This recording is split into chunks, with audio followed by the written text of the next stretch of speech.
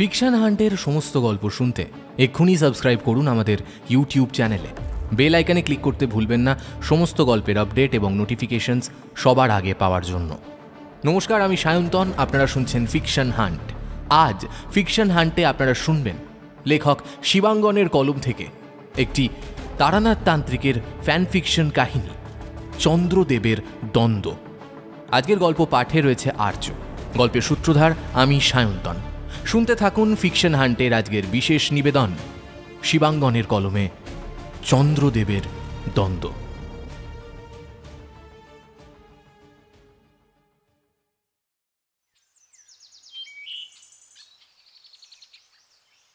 জানুয়ারি জাঁকিয়ে পড়া ঠান্ডার ভেতর আজ একটা রবিবার। কনকনে ঠান্ডা হাওয়ায় এখন চারপাশ একেবারে রুক্ষ কাষ্ঠসম। সেই পরিস্থিতিতে আমি আর আমার বন্ধু কিশোরী হেঁটে চলেছি মটলেনের দিকে। প্রতি রবিবারের সকালে আমাদের এই একটি গন্তব্য, তারানাথ তান্ত্রিকের বাড়ি। সময়ের সঙ্গে সঙ্গে এখন ওনার কাছে আসা লোকের সংখ্যা অনেক কমে গিয়েছে, তাই দুবেলা দুমুঠো কথা বলার লোক পান না ঠাকুরমশাই। আমরা গেলে কিছুক্ষণ গল্পগুজব করেন, গল্পের বেশিটা উনি বলেন, আমরা শুনি। আসলে ওনার জীবনের দীর্ঘ অভিজ্ঞতার ভাণ্ডার শুনলে মাথা প্রায় ঘুরে ওঠে। আমরা যখন যেমন পারি কিছু জলখাবার হাতে নিয়ে রবিবারগুলোয় চলে আসি ওনার কাছে। তারপর সারাদিন চলে আড্ডা, ওনার গল্প বলা, আর সত্যি বলতে কি বিস্ময়ভূত হয়ে আমরা সেই গল্পগুলো গিনি। প্রতিদিনই কিছু নিত্য নতুন অভিজ্ঞতার কথা শুনি আমরা। তার সবগুলো যে আমাদের একেবারেই বিশ্বাসযোগ্য বলে মনে হয় তা নয়, তবে শুনতে বড় ভালো লাগে। কিছু কিছু ক্ষেত্রে মনে হয় এগুলো যেন কোনো গল্প নয়, কোনো গভীর জীবনবোধ, কোনো একজন অন্তর্দৃষ্টি সম্পন্ন মানুষ নিজের অন্তরাত্মা দিয়ে সেগুলোর আধ্যাত্মিক আলোচনা করেন। তখন আর যাই হোক না কেন শুনতে বড় ভালো লাগে। আমরাও একরকম সেই টানি ওনার কাছে ছুটে আসি। তবে আজকের আশাটা খুব একটা সুখকর হলো না। পথে আস্তে আস্তে কিশোরী একজনের কথা বলল, ভদ্রলোক নাকি পেশায় জ্যোতিষী, তবে উনি বহু মানুষকে ঠকিয়ে উল্টোপাল্টা তাবিজ কবজ করে দেবার প্রলোভন দেখিয়ে বহু টাকা আত্মসাৎ করেছেন। কিন্তু ভাগ্যের এমন পরিহাস যে সেই আত্মসাতের কোনো কিছুই ওনার সহ্য হলো না। হঠাৎ করে আজ সকালে তিনি নাকি হার্ট অ্যাটাকে মারা যান। ঠাকুরমশাইয়ের বাড়ি পৌঁছে ওনাকেও সেই কথা বলেছিল কিশোরী। এমন সময় চারি একটা বড় ট্রেতে আমাদের আনা জিলিপি আর 3 কাপ ধোঁয়া ওঠা চা নিয়ে ঘরে ঢুকলো। ঠাকুরমশাই গরম গরম জিলিপি খেতে খুব ভালোবাসেন, তার ওপর সেটা যদি একরকম কনকনে শীতের দিনে হয়। ছাড়ো তো বাপু, এই শীতের দিনেও সব জ্যোতিষী নিয়ে আলোচনা করার থেকে গরম গরম জিলিপি খাও, ঠান্ডা হয়ে গেলে খেতে ভালো লাগবে না। নে রে চারিমা, তুইও দুটো নে। কাকা বাবুরা এত আনন্দ করে এনেছেন, খেয়ে দেখ, খুব ভালো লাগবে। আচ্ছা ঠাকুরমশাই, একটা কথা আমার বারবার করে মাথায় আসছে। এই যে মানুষটা এত লোককে ঠকিয়ে এত সম্পত্তি সব করলো, কিন্তু সেসব রক্ষা করতে পারলো কই? সময়ের একটা কষাঘাতেই সব যে তার তাসের ঘরের মতো ভেঙে পড়লো। আরে বাবা, সে যদি নিজের যোগ্যতায় অর্জন না করে তবে কি সে স্থায়ী হয় নাকি? জ্যোতিষ বলো বা আমাদের তন্ত্র সাধনা, সেসব কি এত সোজা জিনিস গো? অনেক কঠিন সেসব পথ। কত লোকই তো একরকম ভাবে চেষ্টা করে, কত কিছু করলো, কিন্তু রাখতে পারলো কোথায়? ঠাকুরমশাই, আপনার কথা শুনে মনে হচ্ছে এরকম কোনো মানুষের সঙ্গে আপনার পূর্ব পরিচয় আছে। হ্যাঁ আছে বই কি, নিশ্চয়ই আছে। তবে সেসব পুরনো দিনের কথা, এখন সবটা ঠিকভাবে মনে পড়ে না। ঠিক আছে ঠাকুরমশাই, পুরোটা না মনে পড়লেও চলবে। যতটা আপনার মনে পড়ছে ততটাই আপনি আমাদের বলুন না। আমার এখন মনে হচ্ছে আমার মনে যে দ্বন্দ্বের সৃষ্টি হয়েছে তার উত্তর আমি হয়তো আপনার কথাতেই পেয়ে যাব। আরে না না, সেসব অনেক পুরনো দিনের কথা। হোক না পুরনো দিনের, তবু আমরা শুনতে চাই আপনার জীবনের অভিজ্ঞতা। আপনি দয়া করে বলুন না। আমি দেখলাম কিশোরী জোরাজুরি শুনে ঠাকুরমশাই কিছুক্ষণ চুপ করে গেল। বুঝলাম উনি মনে মনে সব কটা ঘটনাক্রমকে পরপর সাজিয়ে নিচ্ছেন। তারপর উনি বলতে শুরু করলেন, বুঝলে কিশোরী, তখন আমার বয়স খুব বেশি নয়, বড় জোর 40 কিংবা 42।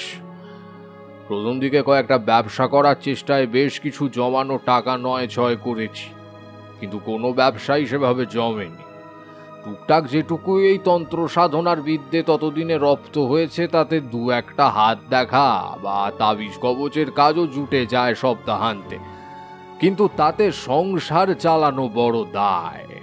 তাই আমার মন চাইছিল নতুন করে আবার একটা কিছু শুরু করতে, কিন্তু আগের ব্যবসাগুলো সেরকম না চলায় ঠিক সাহস পাচ্ছিলাম না জয়মা বলে এগিয়ে যেতে। যতবারই ভাবছিলাম এবার একটা কিছু শুরু করতে হবে, ততবারই যেন কেউ মনের ভেতর থেকে বলতো যে তখনও উপযুক্ত সময় হয়নি। বলতে পারো এই অন্তরাত্মার সবুজ সংকেত না পাওয়ার কারণেই এগোতে চেয়েও এগোতে পারছিলাম না। সে সময় বড় মানসিক বিড়ম্বনায় পড়েছিলাম বলতে পারো। এটা একদম ঠিক বলেছেন ঠাকুরমশাই। আমাদের মনে যখনই কোনো দ্বন্দ্ব তৈরি হয় তখনই মনের ভিতর থেকে কেউ যেন আমাদের সঠিক পথ বলে দেয়। আমি জীবনে অনেকবার খেয়াল করেছি এটা। যদি সেই নির্দেশ মতো চলা যায় তবে যেন সব কাজই খুব সুন্দরভাবে সম্পন্ন হয়, আর যদি সেই নির্দেশের পালন না হয় তবে সব কাজেই নানান বাধা বিপত্তির সম্মুখীন হতে হয়। হ্যাঁ, একদমই ঠিক কথা বলেছ বিভূতি। আসলে কি জানো, আমাদের মনের মধ্যে ঈশ্বর আর শয়তান একই সাথে বাস করে। আমাদের মনের এই দ্বন্দ্ব আসলে সেই দৈব সত্তা আর দৈত্য সত্তার মধ্যে লড়াই, যার মধ্যে দৈত্য সত্তা সর্বদা চায় মানুষকে লোভ দেখিয়ে ভ্রান্ত পথে চালনা করতে, আর দৈব সত্তা চায় মানুষকে সততা আর ধৈর্যের পথে স্থির রাখতে। এখন মানুষের চিত্তের স্থিরতার উপর নির্ভর করে মানুষ কোন নির্দেশ পথে চলবে। একদম ঠিক কথা বলেছেন ঠাকুরমশাই। আমি এরকম অনেক মানুষকেই চিনি যারা শুধুমাত্র এই দ্বন্দ্বর বাইরে বেরোতে না পারার জন্যই জীবনে সেভাবে সফল হতে পারল না, অথচ জীবনে সফল হওয়ার সব রকমের গুণ তাদের মধ্যে রয়েছিল। খেয়াল করে দেখলাম কিশোরীর এই কথা শুনে ঠাকুরমশাই কেমন যেন একটু ভাবুক হয়ে পড়লেন। জানলা দিয়ে একটু উদাসীন হয়ে বাইরে কিছুক্ষণ তাকিয়ে রইল। আমি হঠাৎ ওনার এই ভাবের পরিবর্তন দেখে ওনাকে জিজ্ঞেস করলাম, ঠাকুরমশাই কিছু ভাবছেন? কি আর ভাববো, কিশোরীর কথা শুনে আমার পূর্ব জীবনের একটা অভিজ্ঞতার কথা মনে পড়ে গেল। সে ব্যাপারে একটু। ঠাকুরমশাইয়ের অভিজ্ঞতা মানে আমাদের কাছে একটা অত্যন্ত আকর্ষণীয় গল্প। ওনার জীবনে ঘটে যাওয়া অতীতের বহু ঘটনাই উনি আমাদের আগে শুনিয়েছেন। এই কথা স্বীকার করে নিতে দ্বিধা নেই। ওনার সমস্ত গল্পই যে সম্পূর্ণটা বিশ্বাস করে নিতে পেরেছি এমনটা নয়, কিন্তু জীবনের বহু অভিজ্ঞতা থেকে দেখেছি ওনার জীবন দর্শন কখন যে বাস্তব জীবনের গণ্ডি পার হয়ে একটি অলৌকিক মাত্রা লাভ করে তা সবসময় আমরা বুঝতে পারি না। কিন্তু সেই সমস্ত ঘটনার শেষে ঠাকুরমশাই যে উপলব্ধি অর্জন করেছেন তা অবিস্মরণীয়।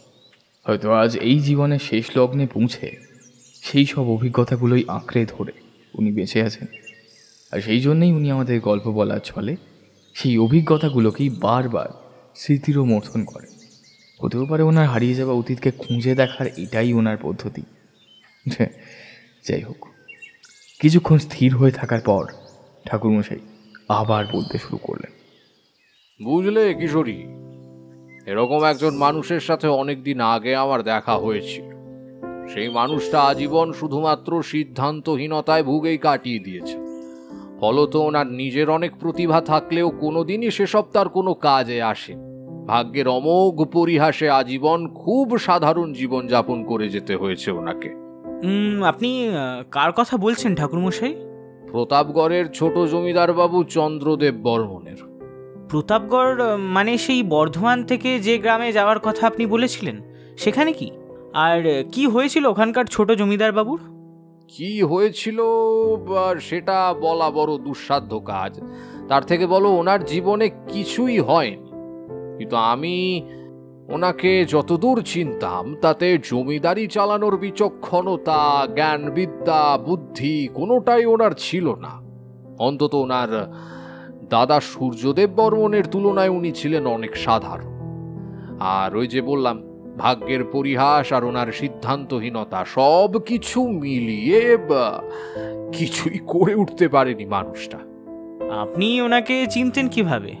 আপনি আগের কোনো একটা অভিজ্ঞতায় বলেছিলেন আপনি প্রতাপগড়ে একবার গিয়েছিলেন, তখনই কি ওনার সাথে আপনার যোগাযোগ হয়? না কিশোরী, ব্যাপারটায় তা নয়। কথা সত্যি, আমি প্রতাপগড়ে আগে একবার গেছিলাম।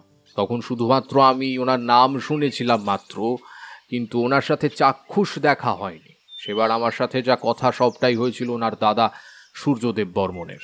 তখন আমি শুধুমাত্র শুনেছিলাম ওনার একটি ভাই আছে যার নাম চন্দ্রদেব বর্মন, আর তিনি পড়াশোনার কাজে বিদেশে রয়েছেন। জমিদার সূর্যদেব বর্মন বলেছিলেন ছোটবেলা থেকেই চন্দ্রদেব বর্মনের পড়াশোনার প্রতি ভীষণ ঝোঁক। ওনার পছন্দের বিষয় ছিল বিদেশি সাহিত্য। শুধু এই সাহিত্য পাঠের তাগিদ থেকেই ইংরেজি, ফরাসি আর উর্দু ভাষা শিখেছিলেন উনি। বলতেও নাকি পারতেন অনর্গল। সূর্যদেব বর্মন বলেছিলেন উনি ইচ্ছা করেই ওনার ভাইকে জমিদারি কাজে অংশগ্রহণ নিতে বাধ্য করেননি। উনি চেয়েছিলেন ওনার ছোট ভাই নিজের শখ আহ্লাদ নিয়েই থাকুক। জমিদারি কাজকর্মের যে ঝামেলা ঝঞ্ঝাট, তার থেকে বাইরে থেকে চন্দ্রদেব বর্মন যেন নিজের মতো করে ভালো থাকে। প্রথমে চন্দ্রদেব বর্মন আমার কাছে এসেছিলেন ওনার দাদার কাছে আমার কথা শুনে, আর তারপর ওনার নিমন্ত্রণে আমি একবার ওনার বাড়ি গিয়েছিলাম। কোথায়? প্রতাপগড়ে? না, আনন্দপুরে। একজন ইংরেজ সাহেবের একটা বাগান বাড়ি উনি কিনেছিলেন আনন্দপুরে।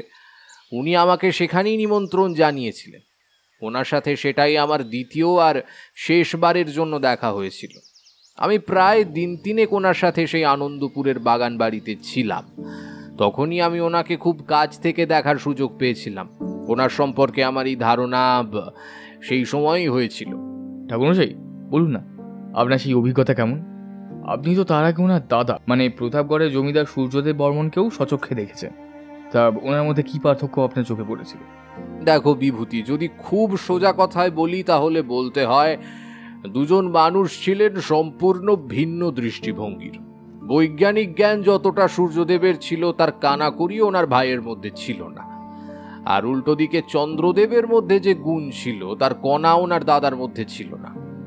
একটু বিস্তারিত করবেন ঠাকুরমশাই, তাহলে বুঝতে সুবিধা হয়।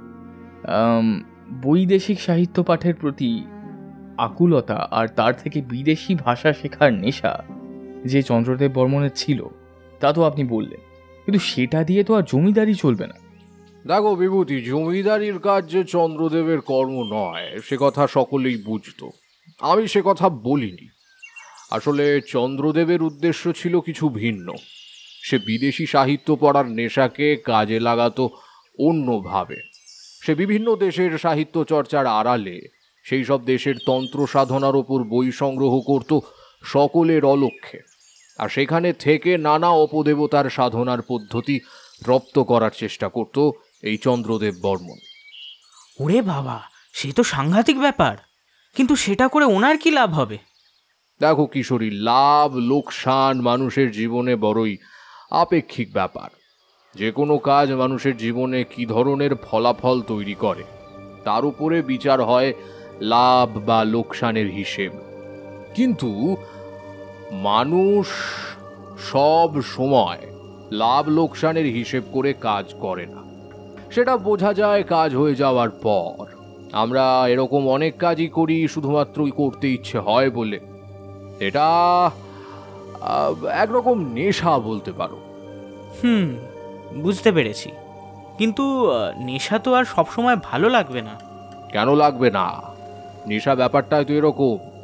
সে তোমাকে এমন কিছু ভালো লাগার সুখানুভূতি দেবে যার জন্য তুমি বারবার সেদিকে ধাবিত হবে। হয়তো এমন পরিস্থিতির সৃষ্টি হতে পারে যখন তুমি নিজের মনের অজান্তেই সেই নেশার দিকে এগিয়ে যাবে, হয়তো বুঝতে পারবে না। এটা অনেকটা মাদকের নেশার মতো। কোনো অসীম শক্তিকে নিজের বশে এনে তাকে দিয়ে নিজের কাজ করানোর মধ্যে একটা পৈশাচিক আনন্দ আছে। সেটাই বা কম কিসে? অসীম শক্তিকে গ্রাস করে তাকে দিয়ে প্রয়োজনীয় কাজ করে নেওয়া, ব্যাপারটা ঠিক বুঝতে পারলাম না তো। এটা কি আপনার সেই ওই পিশাচ সাধনার কথা বলছেন? আরে না না, পিশাচ সাধনা বা এই সাধনায় সিদ্ধি লাভ করা এত সহজ বস্তু নয় যে যে কেউ চাইলেই পিশাচ সিদ্ধ হয়ে যেতে পারবে। দেখো ভাই, পিশাচ সাধনা এমনিতে খুব একটা উচ্চমার্গের তন্ত্র সাধনা না হলেও সেটা কিন্তু খুব একটা সহজ কাজ নয়। মনে রাখতে হবে, কোনো তান্ত্রিক সাধক যখন এই সাধনা শুরু করছেন তখন তার চারপাশে বিভিন্ন অতৃপ্ত আত্মারা ঘোরাঘুরি করে। বলতে পারো তার মন্ত্রোচ্চারণের টানে তারা সেখানে আসতে বাধ্য হয়, কিন্তু এর মানে এটা নয় যে প্রথম থেকেই তারা বশ হয়ে থাকে। তাই যদি সাধনায় কোনো ভুল ত্রুটি হয় তাহলে সেই সমস্ত পিশাচ সেই তান্ত্রিক সাধকের প্রাণ হরণ করতে বিন্দুমাত্র সময় নেয় না। আমি চন্দ্রদেব বর্মনের ক্ষেত্রে সেরকম সাধনার ইঙ্গিত প্রথম দিকে পাইনি। তবে তিনি কি ধরনের সাধনা করতেন? তবে ব্যাপারটা তোমাদের খুলেই বলি। আমি যেদিন আনন্দপুরে গিয়ে পৌঁছই সেদিন সেই বাগানবাড়ি সংলগ্ন পুকুরে একটা মাছ ধরার আয়োজন করেছিলেন চন্দ্রদেব বর্মন। ওনার পরিবারের কিছু সদস্য আর বন্ধুস্থানীয় বেশ কয়েকজন সেখানে এসেছিলেন মাছ ধরতে। আমি যখন আনন্দপুরে ওনার বাড়িতে গিয়ে পৌঁছই তখন ওনাদের নিমন্ত্রিত প্রত্যেকটা মানুষ এই পুকুর পাড়ে এসে পৌঁছে গেছে। শুধু এসে পৌঁছননি চন্দ্রদেব বর্মন। এখন আমি গিয়ে ওখানে পৌঁছতে ওনার একজন পরিচিত লোক এগিয়ে আসেন আমার দিকে। আমার থেকে আমার পরিচয় জেনে নেওয়ার পর উনি আমাকে ওখানে দাঁড়াতে বলেন। অবশ্য উনি ওনার নিজের পরিচয় দিয়েছিলেন। উনি বললেন উনি বিকাশ রঞ্জন মুখোপাধ্যায়, চন্দ্রদেব বর্মনের ওই বাগানবাড়ি সংক্রান্ত সমস্ত আইনি কাজকর্ম উনিই দেখছেন। পেশায় ভদ্রলোক উকিল। তারপর উনি বাড়ি থেকে বেরিয়ে এসে আমাকে ভেতর বাড়িতে আসতে অনুরোধ করলেন। উনি আমায় জানালেন মাছ ধরার জন্য সকল নিমন্ত্রিতরা পুকুর পাড়ে পৌঁছলেও চন্দ্রদেব বাবু নাকি তখনও এসে পৌঁছতে পারেননি। উনি কোনো একটা বিশেষ কাজে ব্যস্ত আছেন আর আমাকে ভেতর বাড়িতে যেতে বলেছেন। এখন আমি তো ওনাদের ব্যবস্থা কিছুই জানি না, তাই নিজে থেকে কোনো কথা না বাড়িয়ে বিকাশবাবুর সঙ্গে ওনার কথা মতো বাড়ির ভেতরে চলে গেলাম। অবশ্য ভেতরের বাড়িতে গিয়ে আমার জন্য যে রহস্য অপেক্ষা করছিল তার জন্য আমি বিন্দুমাত্র প্রস্তুত ছিলাম না। আমি যেতেই চন্দ্রদেব বাবু এক গাল হেসে আমার দিকে এগিয়ে এলেন। আরে আসুন ঠাকুরমশাই, আসুন আসুন। আমি জানতাম আপনি আসবেন। আপনার এখানে আসায় আমি অত্যন্ত আনন্দিত হয়েছি, আর খুব ভালো হয়েছে যে আপনি এই বিশেষ দিনটাতে এসেছেন। আমি ব্যবস্থা সব কিছু করেছি, তাও যদি কোনো বিপদে পড়ি তবে আপনি আমায় সাহায্য করতে পারবেন। আমাদের প্রথম সাক্ষাতেই বিপদে পড়ার কথা শুনে আমি একটু অবাক হয়ে গেলাম। ওনাকে জিজ্ঞেস করলাম, বিপদে পড়েন মানে? আমি আস্তে আস্তে যেটুকু বুঝলাম, আজ তো এখানে মাছ ধরার কোনো একটা আয়োজন হয়েছে বলে মনে হচ্ছে। তাহলে তাতে বিপদের কি আছে? হ্যাঁ আছে ঠাকুরমশাই, আছে। আমি ওনার কথা কিছু বুঝতে না পেরে অবাক দৃষ্টিতে ওনার মুখের দিকে চেয়ে রইলাম। আর আমার মুখের অঙ্গভঙ্গি দেখে উনি হো হো করে হেসে উঠলেন। তারপর বললেন, ঠিক আছে, তবে আপনাকে ব্যাপারটা বিস্তারিত বলি, আপনার বুঝতে একটু সুবিধা হবে। এই যে আনন্দপুর গ্রাম দেখছেন, এর পাশের গ্রামের নাম হলো দেব সনাতনপুর। সেই গ্রামের জমিদার রুদ্রপ্রতাপ আমার বিশেষ বন্ধু। কিন্তু বন্ধু হলেই তো হবে না, তার সঙ্গে আমার একটা চাপা প্রতিযোগিতাও আছে। আজই সেই প্রতিযোগিতার বিজয় আর নির্ধারণ। প্রতিযোগিতা? তা কিরকম প্রতিযোগিতা? আর বলবেন না ঠাকুর মশাই, গত মাসে ওর গ্রামে এইরকমই একটা মাছ ধরার প্রতিযোগিতা ও করেছিল ওদের ঝিলে। আমাকে নিমন্ত্রণ জানিয়েছিল। বুঝলেন ঠাকুর মশাই, এখানকার সব লোক মানে মাছ ধরায় আমার একটা বিশেষ উৎপত্তি আছে। যে কোনো জায়গাতেই মাছ ধরতে গেলে সব প্রতিযোগীদের মধ্যে সব থেকে বড় মাছটা আমার জিভেই ওঠে। মানে অন্তত এতদিন এরকমই হয়ে এসেছে। শুধু ওই গত মাসের ঘটনাটি ছাড়া প্রায় সারাদিন মাছ ধরার অনুষ্ঠান হলেও রুদ্রপ্রতাপের ঝুলিতে সেরকম বড় কোনো শিকার পড়েনি। উল্টো দিকে আমার কাছে ততক্ষণে খান পাঁচেক বড় বড় রুই কাতলা জমে গেছে। এতদিন যেমনটা হয়ে এসেছে আর কি। আর বেশ কিছুক্ষণ পর বেলাও পড়ে এসেছে, আর আবারও ফিরতে হবে ভেবে উঠে পড়ার তোড়জোড় শুরু করেছি সবে। কিন্তু এহেন পরিস্থিতিতে হঠাৎ করে রুদ্র প্রতাপের ছিপের ফাতনাটা নড়ে উঠল। ফাতনায় টান দেখেই বুঝলাম বেশ বড় শিকার। তারপর যখন সেই মাছটাকে খেলিয়ে পাড়ে তোলা হলো, তখন দেখি প্রায় 10 কেজির মতো একটা বড় কাতলা। ভাবতে পারেন, আমার মান সম্মান সব ধুলোয় মিশে গেল। আমি তখনও ওনার কথাটা ঠিক মতো ধরতে পারি। অবাক হয়ে বললাম, এ তো খুব ভালো কথা, এতে মান সম্মান ধুলোয় মেশার কি আছে? আপনি বুঝতে পারলেন না ঠাকুর মশাই, আমার মান সম্মান আর অবশিষ্ট থাকলো কোথায়? ওরকম 10 কেজি ওজনের মাছ আমার কাছে ছিলই না। এবার আমি ওনার কথা বুঝতে পারলাম। হেসে উঠে বললাম, ও এবার বুঝতে পেরেছি, আপনাদের কাছে কে কত বড় মাছ ধরতে পারে সেই নিয়ে প্রতিযোগিতা চলছিল, তাই তো? আর আপনার কাছে অত বড় মাছ না থাকায় আপনি সেবার প্রতিযোগিতায় হেরে যান। কিন্তু এটা তো হতেই পারে। আরে না না, হতে পারেই বললে হবে নাকি? মাছ ধরার প্রতিযোগিতাতে বিজয়ী হওয়ার যে পূর্ব পরিসংখ্যান আমার ছিল, সেটা তো এক লহমায় ভুলণ্ঠিত হলো। কেউ আর মনে রাখবে যে চন্দ্রদেব বর্মনের মতো বড় মাছ ধরিয়ে এ তল্লাটে আর কেউ নেই? আমার মনে হয় আপনি ব্যাপারটাকে অনর্থক গুরুত্ব দিচ্ছেন। ব্যাপারটাকে এভাবে না ভেবে খুব হালকাভাবেও তো নিতে পারেন। হয়তো দেখলেন আজকে আপনি ওনার থেকেও বড় মাছ পেলেন। না না, হয়তো নয়, পেতেই হবে, তাহলে আমি গ্রামে মুখ দেখাবো কেমন করে? আর আমার মন বলছে আজ আমি ওর থেকে বড় মাছ পাবোই। আমি সেই মতোই সব ব্যবস্থা করেছি। আমি ওনাকে মনের জোর জোগালাম। আহা, নিশ্চয়ই পাবেন, কেন পাবেন না? উনি আমার কথা শুনে একটা স্মিত হাসি হাসলেন। তবে কি জানো বিভূতি, ওনার মুখের হাসিটা আমার ঠিক ভালো লাগলো না। তখন ব্যাপারটা ঠিক বুঝতে পারলাম না, বুঝলাম কিছুটা পরে, মাছ ধরার অনুষ্ঠানের মাঝে। ও আচ্ছা, তারপর আপনারা সেই পুকুরের পাড়ে গেলেন? ওনার ঘর থেকে আমরা সরাসরি পুকুর পাড়ে যাই মাছ ধরা দেখতে। বা আমার যে একেবারে ভালো লাগে না তা নয়, তবে পথশ্রমে বেশ ক্লান্ত থাকার জন্য সেই মুহূর্তে একটু বিশ্রাম নিতে চেয়েছিলাম। কিন্তু জমিদার চন্দ্রদেব বর্মনের একান্ত জোড়াজুড়িতে যেতেই হলো। উনি কোনো কথাই শুনতে চাইলেন না। বার কয়েক ওনাকে বলতে শুনলাম, খেপেছেন নাকি ঠাকুর মশাই? এখানে এসে যখন পড়েছেন তখন আপনাকে যেতেই হবে। যদি আমার পদ্ধতি সফল না হয়, তখন আপনাকেই তো ব্যাপারটা সামলাতে হবে। আমি কোনো কথা শুনতে চাই না। পুকুরের সব থেকে বড় মাছটা আমাকে ধরতেই হবে। পরে পুকুরে কিছুক্ষণ সময় কাটানোর পর বুঝতে পারলাম ওনার আসল উদ্দেশ্য। আমি বারবারই দেখছিলাম উনি চার দিয়ে ছিপ জলে ফেলার আগে দক্ষিণ পশ্চিম দিকে মুখ করে কিছু একটা মন্ত্র উচ্চারণ করছিলেন, আর তারপর ছিপটা জলে ফেলার সাথে সাথে মাছের ঝাঁক হামলে পড়ছিল ওনার চারের ওপর। উল্টো দিকে রুদ্রপ্রতাপের অবস্থা বেজায় খারাপ। জলের মাছগুলোর যেন ওনার ফেলা চারের প্রতি কোনো আগ্রহই নেই।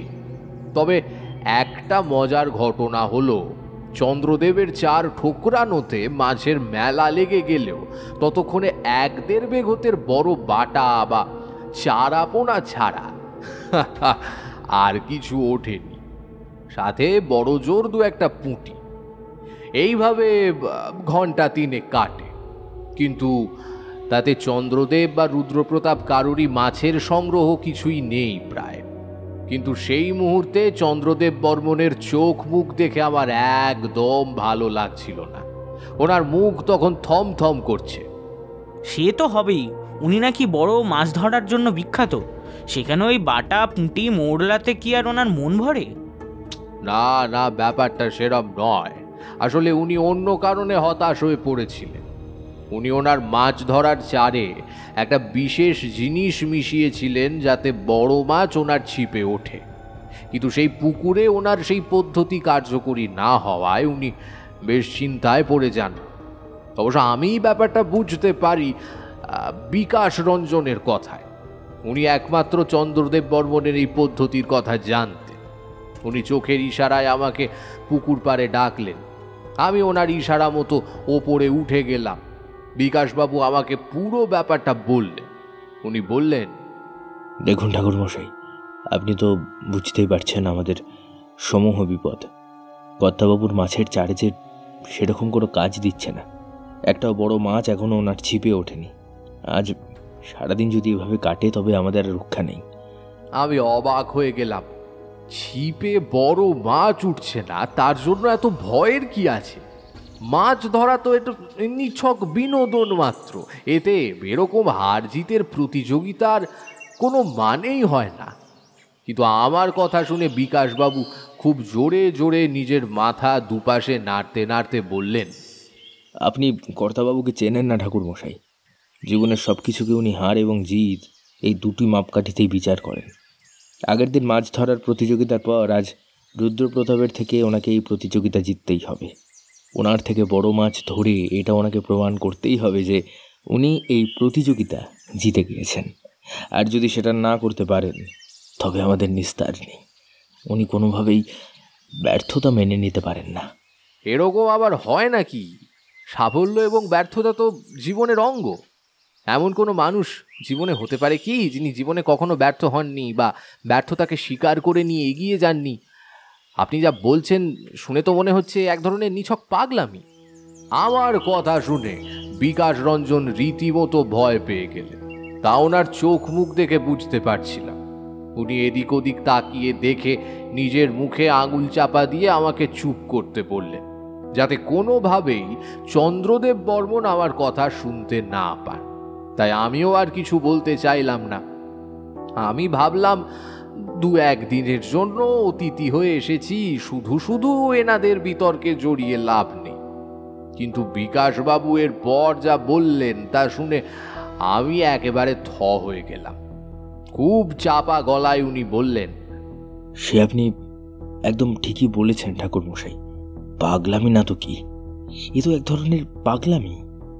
সুদূর বর্মাদেশের তান্ত্রিক সাধনার কোনো এক বইতে উনি পড়েছেন, মৃত কাকের খুলি শুকিয়ে নিয়ে গুঁড়ো করে চারে মেশালে তাতে নাকি বড় বড় মাছ আকৃষ্ট হয়ে আসে। ব্যাস, যেই না পড়লেন অমনি হুকুম হলো সেসব জোগাড় করার। এবার বলুন তো ঠাকুরমশাই, এইসব জিনিস জোগাড় করা কি মুখের কথা? হ্যাঁ বা কম? উনি তো কোনো কথাই শুনবেন না। ওনার শুধু একটাই কথা, প্রতিযোগিতায় ওনাকে জিততেই হবে। তার জন্য যা যা করতে হয় উনি করবেন।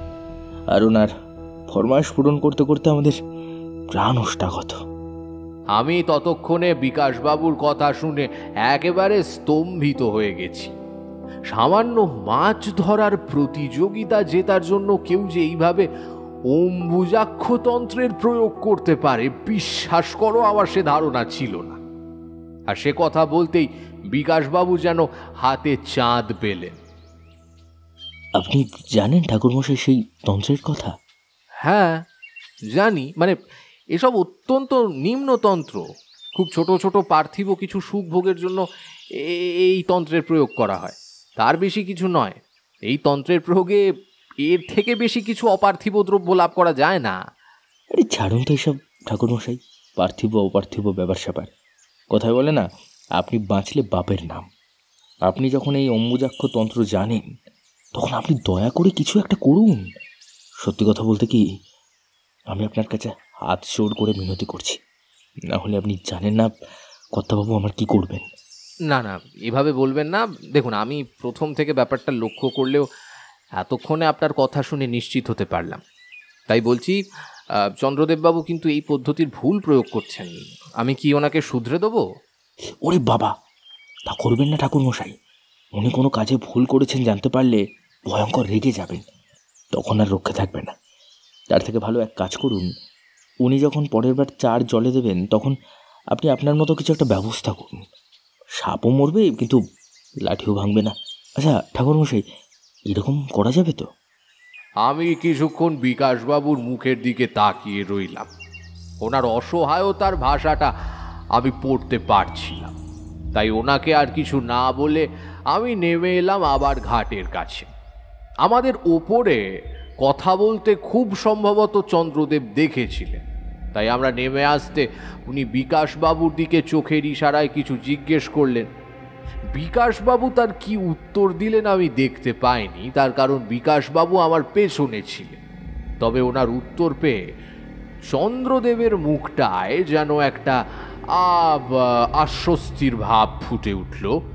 উনি আর আমার দিকে কোনো কথা না বাড়িয়ে মনোনিবেশ করলেন ওনার চার মাখাতে। খুব যত্ন করে উনি চারটা মাখছিলেন। আমি দেখলাম এই সুযোগ, এই সমস্ত নিম্নতন্ত্রের জন্য সঠিক প্রয়োগ কৌশল ভীষণ প্রয়োজন। আমি সেই সুযোগে আমার কাঁধের ঝোলা ব্যাগ থেকে একটা কুশের কাঠি বের করে আনলাম।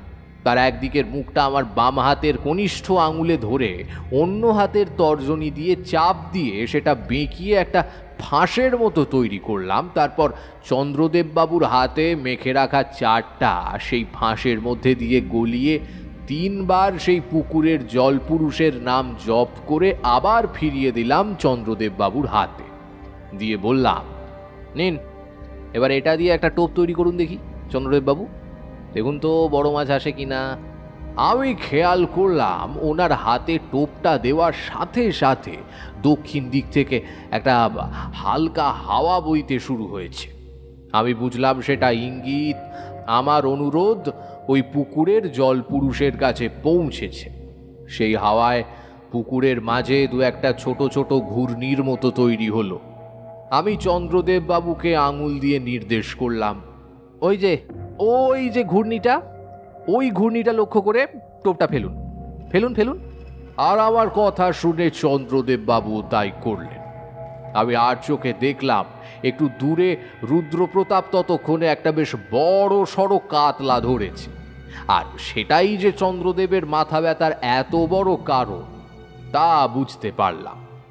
টোপটা ফেলার মিনিট খানেক চুপচাপ কাটল।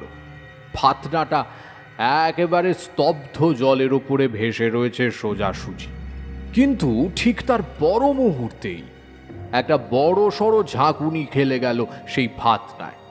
2-1বার সুতোয় টান দিতেই বুঝলাম এ কোনো রাক্ষসে মাছ। সারাদিন এইভাবে ফাঁকা হাতে দাঁড়িয়ে থাকার পর বোধহয় চন্দ্রদেবও এক প্রকার হাল ছেড়ে দিয়েছিলেন। তিনিও হঠাৎ করে আবার উজ্জীবিত হয়ে উঠলেন।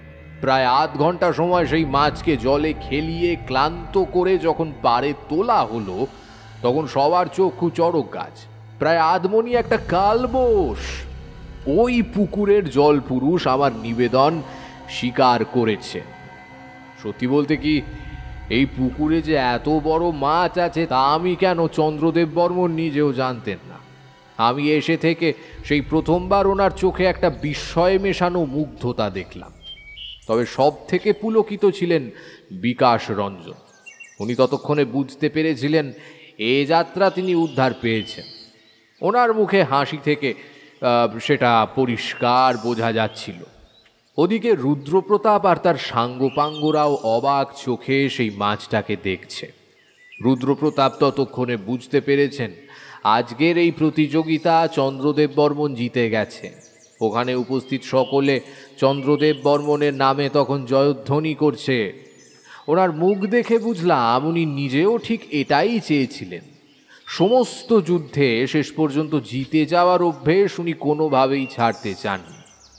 যাক, সেদিনকার মতো সকালটা সেই মাছ ধরার প্রতিযোগিতা আর বিজয়ী চন্দ্রদেব বর্মনের জয়ধ্বনি শুনেই কাটল। তবে এতে আমার একটা লাভ হয়েছিল। চন্দ্রদেববাবু এই ঘটনার পর থেকে কোনোভাবে আমার ওপরে অত্যন্ত নির্ভরশীল হয়ে পড়লেন। উনি একথা বুঝতে পারেননি যে ওনার করা তন্ত্রের ত্রুটি ছিল, বরং উনি ভেবে নেন রুদ্রপ্রতাপও ওনার মতোই কোনো তান্ত্রিক পদ্ধতির প্রয়োগ করে ওনার ছিপে মাছ আসতে দিচ্ছিল না, যেটা আমি কাটিয়ে দিয়েছি। তাতে ওনার বিষয়ে মানুষের বিশ্বাস কোনোভাবে কমলো না, কিন্তু আমার ওপর ওনার একটা বিশ্বাস ভাব তৈরি হলো। কিন্তু ঠাকুরমশাই, এইভাবে জীবনের সকল লড়াইকে যেন তেন প্রকারেণ জিতে নেওয়ার যে তাগিদ, এটা তো মানুষের জন্য খুব একটা ভালো জিনিস নয়, তাই না? নয় তো, একেবারেই নয়। কিন্তু ওই যে বললাম, নেশা। কজন মানুষ আর নিজের ভেতরের ভালো এবং খারাপকে পৃথকভাবে উপলব্ধি করতে পারে বলো? আর সেটা যে শুধু খারাপ নয়, অত্যন্ত বেশি মাত্রায় খারাপ, তা আমি বুঝলাম সেদিন রাতেই। কেন, কি হয়েছিল সেদিন রাত্রে? হ্যাঁ, সে কথাই তো বলছি। সেদিন রাতে খাওয়া দাওয়ার আয়োজন হয়েছিল চন্দ্রদেব বাবুর সঙ্গে। উনি নিজে আমায় ওনার ভেতরের বাড়িতে আমন্ত্রণ জানিয়েছিলেন। ওনার সঙ্গে নৈশ আহার করার জন্যই আর কি। বাকি অতিথি অভ্যাগতরা সন্ধ্যের আগেই ফিরে গেছে যে যার বাড়ি। রয়েছেন শুধু ওনার অত্যন্ত নিকট আত্মীয় কিছু লোক, যাদের মধ্যে ওনার শ্যালক কুঞ্জবিহারীর সঙ্গে উনি আমার পরিচয় করিয়ে দিলেন। বেশ কিছুক্ষণ ধরে ওনার স্ত্রী সৌদামিনী ওনাকে ইশারা করছিলেন কুঞ্জবিহারীর ব্যাপারে। শেষ পর্যন্ত আমাকে ওনার কথা বলেই বসলেন। বুঝলেন ঠাকুর মশাই, আমার নিজের শ্যালক বলে বলছি না, এই যে দেখছেন কুঞ্জবিহারী, যদিও ওকে আমি কুঞ্জ বলেই ডাকি, কিন্তু ছেলেটি বড়ই ভালো, পড়াশোনায় বেশ ভালো। স্কুলের গণ্ডি বেশি দূর না পেরোলেও মানে ওই 2বার চেষ্টায় বৃত্তি পরীক্ষা অবধি উত্তীর্ণ হয়েছিল কুঞ্জ, কিন্তু তাতে কি, ব্যবসায়িক বুদ্ধি ওর মাথায় তুখর। কুঞ্জ এগিয়ে এসে আমার পায়ে হাত দিয়ে প্রণাম করল। দেখলাম বছর 22-এর একটা ছোকরা, ফর্সা ধবধবে শরীর, দোহারা চেহারা, তবে মাথায় বাবরি চুল আর সরু ফিনফিনে গোঁপ থেকে বুঝলাম ছোকরাটি বেশ শৌখিন স্বভাবে। গায়ে সুগন্ধি আতরের গন্ধ ভুর ভুর করছে। আমাকে এসে পায়ে হাত দিয়ে নমস্কার করতে আমি ওকে আশীর্বাদ করে বললাম, থাক থাক থাক, সুখী হও বাবা, সুখী হও। আপনি তো আশীর্বাদ করছেন ঠাকুর মশাই, কিন্তু সুখী হও বললেই কি আর সুখী হওয়া যায়? সবই কপাল। কেন এরকম বলছেন কেন? এ তো সুশ্রী দেখতে, মিষ্টি ব্যবহার ছেলেটার। এ ছেলে সুখী না হওয়ার অসুবিধে কোথায়? এ তো যেখানে থাকবে সকলের মন জয় করে থাকবে। সকলের কথা জানি না ঠাকুর মশাই, কিন্তু যাকে ও চায় তার মন ও কিছুতেই জয় করতে পারছে না। সেই জন্যই আপনাকে বলা, দেখুন না যদি আপনি কিছু একটা উদ্ধার করতে পারেন ওকে। আমি ব্যাপারটা ঠিক বুঝলাম না, একটু থমকে জিজ্ঞেস করলাম, কি ব্যাপার আমাকে একটু বিস্তারে বলবেন?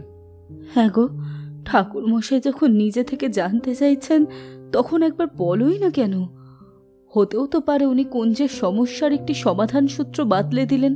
হ্যাঁ বলছি বলছি, আরে বাবা সব কথা খুলে বলবো বলেই তো ঠাকুর মশাইকে এখানে আসতে নিমন্ত্রণ জানিয়েছি।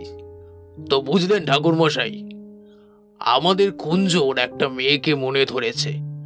এখন অল্প বয়সের প্রেম যা হয় বুঝতেই পারছেন। সেই মেয়েটিকে ছাড়া আর কারোর কথা কুঞ্জ ভাবতেই পারে না। আমি আর ওর দিদি অনেক রাতের বেলাতেও ওর ঘরে গিয়ে দেখেছি কুঞ্জ বসে আছে আর গভীরভাবে কিছু একটা ভাবছে। ও যে ওই মেয়েটার কথাই মনে মনে ভাবছে সে কথা তো বিলক্ষণ বুঝতে পারি। বাহ, এ তো খুব ভালো কথা। এ তো সেই মেয়েটির সৌভাগ্য যে আপনাদের মতো পরিবারে তার জন্য সম্বন্ধ হতে চলেছে। তবে তার অসুবিধে কোথায়? আপনি সেই পরিবারের সঙ্গে কথা বলুন, আর যত তাড়াতাড়ি সম্ভব কোনো একটা শুভ বিয়ের দিন দেখে 4 হাত এক করে দিন। তবে আপনিই বলুন ঠাকুর মশাই, আমাদের মতো এত সম্ভ্রান্ত পয়সাওয়ালা বংশ কি আমরা আর পাবো? চন্দ্রদেবের এই কথাটায় যেন তীব্র অহংকার বোধ ফুটে উঠল। আমার কানে কথাটা খুব লাগলো। জমিদারির অবস্থা সেই মুহূর্তে যেমনই হোক, ওনার যে ওনার বংশমর্যাদা নিয়ে একটা অভিমান আছে তা বেশ বুঝতে পারলাম। তাই আবারও ব্যাপারটাকে লঘু করার জন্য বললাম, আপনি নিজে থেকে গিয়ে বললে অমত করবে কার সাধ্য? না ঠাকুর মশাই, এতটা সহজ নয় ব্যাপারটা। আমার তরফ থেকে সব কিছু আমরা করেছিলাম, কিন্তু মেয়েটির পরিবার রাজি হয়নি। আপনাকে তবে ব্যাপারটা খুলেই বলি। আমাদের এই আনন্দপুর গ্রামের ঠিক মাঝখানে জটিলেশ্বর মহাদেবের মন্দির আছে। সেই মন্দিরের পুরোহিত ঋষিকেশ বন্দ্যোপাধ্যায় আর এই মেয়েটি ওনার নাতনি, নাম দুর্গা। শুনেছি নাকি ঋষিকেশ বন্দ্যোপাধ্যায় তার সন্তানকে হারান অনেকদিন আগে। তখন এই দুর্গার বয়স বড় জোর কয়েক মাস। গ্রামে একবার ওলা উঠা ছড়িয়ে পড়লে তাতেই তার সন্তান আর পুত্রবধূ মারা যান কয়েক মাসের দুর্গাকে রেখে। তারপর থেকে এই দুর্গাকে ঋষিকেশ ব্রাহ্মণই মানুষ করেছেন এই এতগুলো বছর ধরে। আর সেই মেয়েটাও দাদুর সাথে সাথে থেকে ওই মন্দিরের কাজকর্ম সব শিখে নিয়েছে। এখন সেই দুর্গা সারাদিন মন্দিরের কাজে ব্যস্ত থাকে। নিজের হাতে জটিলেশ্বর মহাদেবের অভিষেক, শৃঙ্গার, সব করতে পারে দুর্গা। এবার আপনি বলুন ঠাকুর মশাই, এই বয়সে কোথায় একটা মেয়ে হাসবে, খেলবে, ঘুরে বেড়াবে, আনন্দ ফুর্তি করবে? তা নয়, সারাদিন ধরে শুধু শিব শিব শিব করছে। দেখুন চন্দ্রদেব বাবু, যার নাম দুর্গা সে যে শিব নাম ধ্যান করবে এতে আর অস্বাভাবিক কি? হয়তো দেখবেন এই দুর্গার জন্ম হওয়ার আগে থাকতেই ওর ভবিষ্যৎ নির্দিষ্ট হয়ে আছে, যা শিব নামে নিয়োজিত। কি বলেন? আমার কথা শুনে চন্দ্রদেব বর্মন হেসে উঠলেন। এ তো আপনি ওই মেয়েটির দাদুর মানে ওই ঋষিকেশ ব্রাহ্মণের মতো কথা বলছেন। মেয়েটি নাকি জন্ম থেকেই শিবের উদ্দেশ্যে নিয়োজিত। তা সে যাই হোক, আমি সেসবে বিশ্বাস করি না, বিশ্বাস করতেও চাই না। আমি চাই ওই দুর্গা আর কুঞ্জ বিয়ে করে সুখে ঘর সংসার করুক, ব্যাস। আমি চমকে উঠলাম ওনার কথা শুনে। আপনি শিব নামের মহিমা বিশ্বাস করতে চান না? না, বিশ্বাস করতে চাই না, মানে একেবারে অস্বীকার করছি নয়। বয়স হবার পর জপ আহ্নিক করতেই পারে, তাতে আমার কোনো আপত্তি নেই। কিন্তু এই অল্প বয়সে এসব পুজো আচ্চা নিয়ে থাকা, এ আমার মোটেই ভালো লাগে না। এগুলো আদিক্যতা ছাড়া আর কিচ্ছু নয়। আরে বাবা, এই বয়সে যদি এইসব পুজো আচ্চা করবে তবে সংসার করবে কবে? আমি বুঝলাম পার্থিব সাংসারিক সুখের বাইরে কোনো কিছুই চন্দ্রদেব বর্মন বা তার স্ত্রী সৌদামিনী দেবী জানেন না। তাই একরকম গম্ভীর হয়ে বললাম, আচ্ছা তাহলে আমাকে কি করতে বলছেন বলুন। দেখুন ঠাকুরমশাই, আপনি যদি কোনোভাবেই ওই দুর্গা নামে মেয়েটিকে কুঞ্জের পায়ে এনে ফেলতে পারেন, তবে আমি আপনি যা চাইবেন তাই দেব। আর তারপর ওর দাদু ঋষিকেশ বন্দ্যোপাধ্যায়ের যা ব্যবস্থা করার সে আমি করে নেব। খুব বার বেড়েছে বুড়োটা। এসব কি বলছেন আপনি? আপনার বোধহয় ধারণা নেই একজন শিবের উপাসক সাক্ষাৎ শিবের তেজে দীপ্ত হয়, তার উপর আপনি বলছেন সেই মেয়েটির নাম নাকি দুর্গা। হ্যাঁ, আমি জানি ওই মেয়েটার ভেতরে নিশ্চয়ই কোনো জাদু শক্তি আছে। জাদু শক্তি? হ্যাঁ, জাদু শক্তি। এছাড়া আবার কি? আর আমি নিজে তা পরখ করে দেখেছি। কারো শিব ভক্তির মাত্রা পরখ করা যায় না? আপনি কি বলছেন? এই কথা বলার পরই বিকাশ রঞ্জন আমাকে পাশ থেকে চোখের ইশারা করে। আমি যেন ওনার সঙ্গে বিতর্কে না জড়াই, তাতে যদি চন্দ্রদেব বাবু রেগে যান তাহলে নাকি হিতে বিপরীত হতে পারে। আমি তাই বিকাশ রঞ্জনের ইশারা পেয়ে তখনকার মতো চুপ করে গেলাম। দেখুন ঠাকুরমশাই, ওসব শিব ভক্তি টক্তি আমি মানি না। আমি যা বুঝেছি তাতে মেয়েটার মধ্যে কোনো একটা জাদু শক্তি আছে বলেই মনে হয়েছে আমার। আর আমি সেটা পরখ করার জন্য যে পদ্ধতি প্রয়োগ করেছিলাম সেটাও খুব একটা কম কিছু নয়। আমার তো মনে হয় মেয়েটা ডাইনিও হতে পারে। মানে কি করেছিলেন আপনি? দক্ষিণ ভারতে একটা খুব অমোঘ বশীকরণ তন্ত্র আছে, জানেন?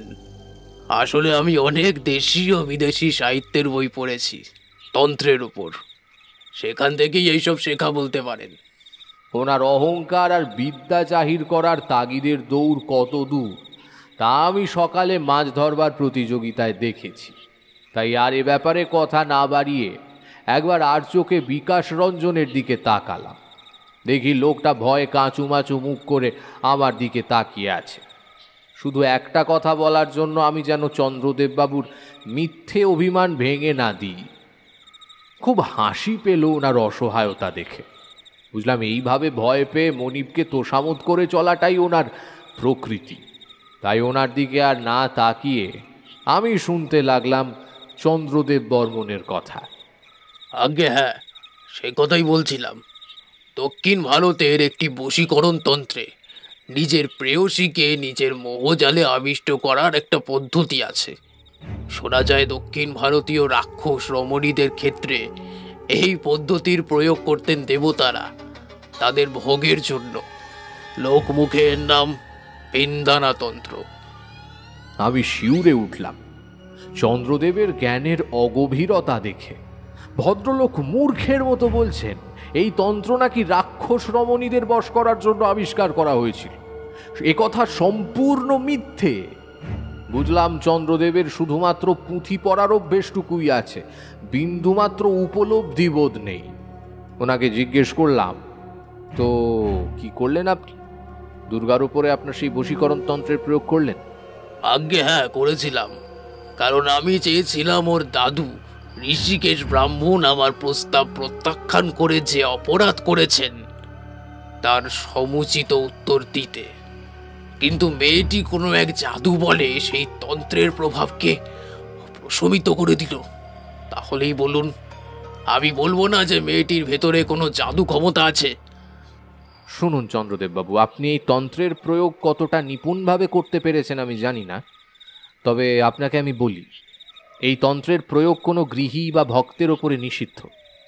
আপনার এটা জ্ঞানের পরিমিত ব্যাপ্তি যে এই তন্ত্র রাক্ষস রমণীদের বশীকরণের কাজে ব্যবহৃত হতো, কিন্তু মহর্ষি অগস্ত্যর কথা থেকে জানা যায় এই বিদ্যা প্রয়োগ কখনোই রমণীদের বশীকরণ করবার জন্য করা হয়নি, বরং বিপরীত ক্রমে কোনো সাধারণ কার্যে রতসিদ্ধ পুরুষকে যাতে পিশাচিনীরা পথভ্রষ্ট করতে না পারে, তাই তাদের হাত থেকে বাঁচবার জন্য নিজে রক্ষা কবচ হিসেবে ব্যবহার করা হতো। দেখুন ঠাকুরমশাই, অত শত ব্যাপার আমি জানি না। আমি শুধু জানি এ বিদ্যার প্রয়োগ কোনো আকাঙ্ক্ষিত নারীকে নিজের বশে আনা যায়। ঠিক এই কারণেই আমি এই বিদ্যার প্রয়োগ করেছিলাম ওই দুর্গার ওপরে। খুব সত্যি কথা বলতে কি, কুঞ্জকে দিয়ে করিয়েছিলাম। আমি দ্বিতীয় যেদিন ঋষিকেশ ব্রাহ্মণের সাথে দেখা করতে যাই বিয়ের প্রস্তাব নিয়ে, সেদিন দুর্গার জন্য একটা তাঁতের শাড়ি নিয়ে গেছিলাম হাতে। তবে তার আগে সেই শাড়িটার আঁচলে একটা কালো সুতোয় সেই মন্ত্র পড়া মাটি মাখিয়ে দিয়েছিলাম। কিন্তু অদ্ভুত ব্যাপার হলো, ওই শাড়ি পরার পর যে দুর্গার কুঞ্জর পায়ে এসে পড়ার কথা, তার তো কিছুই হলো না। ঋষিকেশ ব্রাহ্মণ ওকে ওই শাড়ি পরে আসতে বললে মেয়েটা দিব্যি সেটা পরে এলো, আর আমাদের সামনে এসে জটিলেশ্বর শিব মন্দিরে চলে গেল। আমি তখন থেকেই ঠিক করে নিয়েছি, ওই মেয়েটির অহংকারের প্রতিশোধ আমায় নিতেই হবে। ওকে কুঞ্জর হাতে তুলে দিলে তবেই আমার শান্তি। আমি মনে মনে হাসলাম। হায় রে ঈশ্বর, বিধাতারে কি নির্মম পরিহাস! যে সাক্ষাৎ মহাদেব মহাশক্তির সঙ্গে মিলে সৃষ্টিকে রক্ষার জন্য তৈরি করলেন এই তন্ত্র, এই মূর্খ অর্বাচীন লোকটা কিনা তারই প্রয়োগ করলো মহাদেবের একজন পরম ভক্তের ওপর। এ কি অজ্ঞানী নাকি নির্বোধ? দেখুন ঠাকুরমশাই, কুঞ্জর একটা ব্যবস্থা আপনাকে করতেই হবে।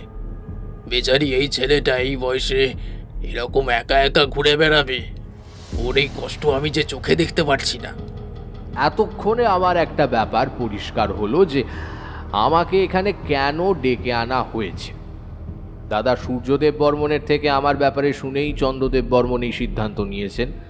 তাই একরকম হেসে ওনাকে বললাম, আচ্ছা ঠিক আছে, আমি কাল সকালে একবার শিব মন্দিরে গিয়ে দুর্গার সাথে কথা বলে তারপর আপনাকে জানাচ্ছি। সে আপনি যান, যতবার ইচ্ছে হয় যান, কিন্তু খবরদার ওই মন্দিরে গিয়ে দাদু নাতনির মিষ্টি কথায় ভুলে আবার শিব পুজো করতে বসে পড়বেন না যেন। আপনাকে খেয়াল রাখতে হবে, আপনাকে আমি পাঠিয়েছি আমার কাজের জন্য, কথাটা যেন মাথায় থাকে। চন্দ্রদেব বর্মন মানুষ হিসেবে যে কতটা নিম্ন রুচির তার পরিচয় আমি ততক্ষণে পেয়েছি, কিন্তু এখন ওনার বাড়িতে আতিথেয়তায় এসে আমার পক্ষে কিছু করা সম্ভব নয়। তাই নিজের মনে ঠিক করি সেদিনের রাতটুকু কাটুক, সকাল হলে কিছু একটা ব্যবস্থা ঠিক করব। তারপর হেসে ওনাকে জিজ্ঞেস করলাম, আচ্ছা চন্দ্রদেব বাবু, একটা কথা আমাকে বলুন, এই দুর্গাকে কুঞ্জের কাছে পৌঁছে দেওয়ার উদ্দেশ্যে কি আপনি আমাকে এখানে আমন্ত্রণ জানিয়েছেন? মানে খুব সত্যি বলতে কি, আপনি আপনার এই আনন্দপুরের নতুন বাড়িতে আমাকে কেন আমন্ত্রণ জানিয়েছেন তা কিন্তু এখনও আমার কাছে পরিষ্কার নয়, তাই আমি জিজ্ঞেস করছি আর কি। এবার আমার কথা শুনে সশব্দে হেসে উঠলেন চন্দ্রদেব বর্মন। আরে না না, এই ব্যাপারে কোনো ইচ্ছে আমার ছিল না। এই ব্যাপারটা আমি সামলে নিতে পারবো। ওই দুর্গাকে আমার বাড়ির দাসী বানানো আমার বাম হাতের কাজ। আমি আপনাকে এখানে আমন্ত্রণ জানিয়েছি সম্পূর্ণ একটা ভিন্ন কারণে।